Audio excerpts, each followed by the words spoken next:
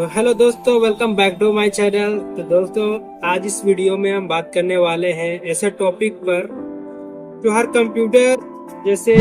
Computer user, gamer जो होते हैं, एडिटर, यूट्यूबर के लिए बहुत ही इम्पोर्टेंट वीडियो है। ये इम्पोर्टेंट वीडियो ये है कि इंडिया में जो हार्ड ड्राइव का रेट इतनी तेजी से क्यों बढ़ रहा है।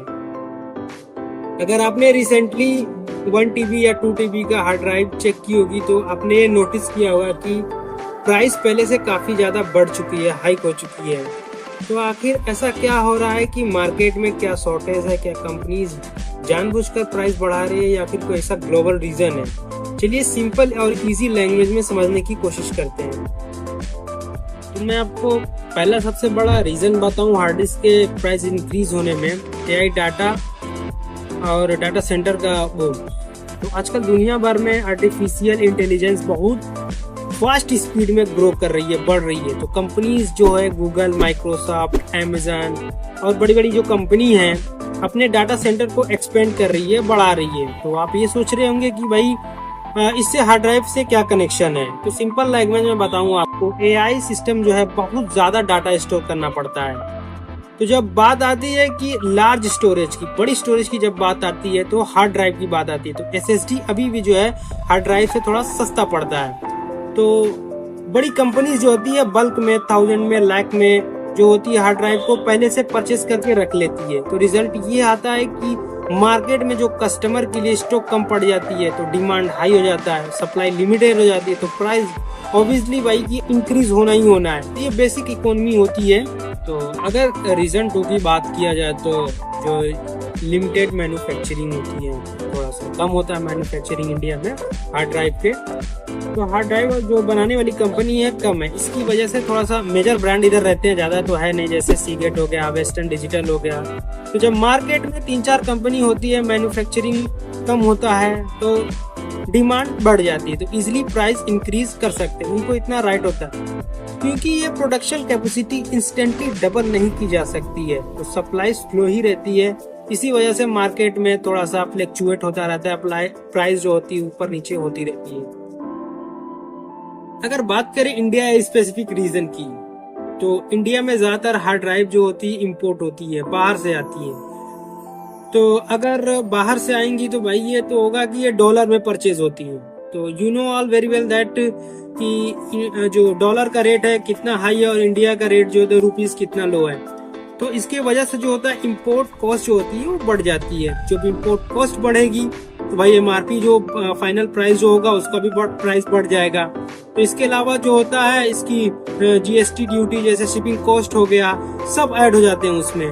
और अगर ये ग्लोबल शॉर्टेज चल रहा है तो इंडिया में ये होता है कि जो छोटे छोटे रिटेलर होते हैं, डीलर होते हैं, तो अपना प्राइस जो होता है इंक्रीज कर देते हैं। इसकी वजह से अगर ग्लोबल में प्रॉब्लम हो रही है, शॉर्टेज है, तो इंडिया में इसका फायदा बहुत अच्छा खासा देखने को मिलता है।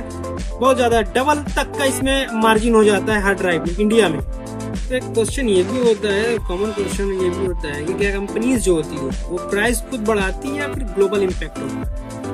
तो जानबूझकर तो वो लोग बढ़ाते नहीं है। देखिए सिचुएशन ये होती है कि वहाँ पर लूट वाला जो सिचुएशन नहीं होता है। तो अगर लेकिन कंपनीज डिमांड देखकर अपनी जो प्राइस है स्ट्रेटेजी सेट करती है, सिचुएशन देखकर, कंपनीज की डिमांड देखकर, कोई भी कंपनी जब आती है उनसे माल खरीदती है तो उनका जो प्राइस जो स्ट्रेटेजी जो होती है वो उन्हें देखकर अपना जो दाम जो होते हैं वो लगाते हैं, अपना सेट कर लेते हैं। अगर उन्हें यह पता होता है कि टाटा सेंटर उनसे बल्क में सप्लाई ले रही है या फिर खरीद रही है, उनसे खुद माल खरीद रहे, तो जो रिटेल कस्टमर होते हैं उन पर बिल्कुल वो डिपेंड नहीं करते हैं। और जब सप्लाई लिमिटेड होता है तो उनको नेचुरली प्रीमियम जो होता है उनसे चार्ज किया जाता है। तो बिजनेस पर्सपेक्टिव से ये नॉर्मल थिंग है, नॉर्मल सी बात है एकदम। अगर कंक्लूजन की बात करें तो कुछ मैं पॉइंट बता देता हूँ आपको, इसका कंक्लूजन क्या है। जैसे कि हो गया AI डाटा सेंटर का जो हेवी डिमांड हो गया, प्लस आपका लिमिटेड मैन्युफैक्चरिंग कंपनीज हो गई,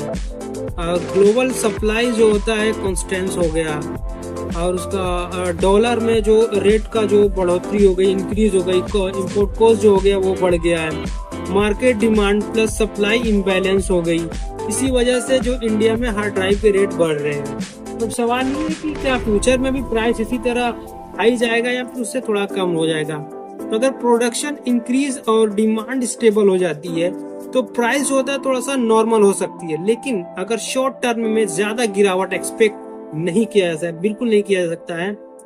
अगर आपको स्टोरेज लेना है तो प्राइस कंपेयर करें एक दूसरे से, जैसे एसएसडी और हार्ड ड्राइव में जो भी स्मार्ट कॉम्बिनेशन यूज करें, अगर जो भी आपको थोड़ा सा लगे कि ये बेस्ट है तो आप वही परचेस करें। और अगर आपको ये वीडियो इंफॉर्मेटिव लगा हो तो लाइक करें, चैनल को जरूर सब्सक्राइब करें और कमेंट में बताएं कि आप हार्ड ड्राइव लेने के प्लान कर रहे हैं तो बताएं मुझे, मैं आपको सजेस्ट करूंगा बेस्ट हार्ड ड्राइव। ओके।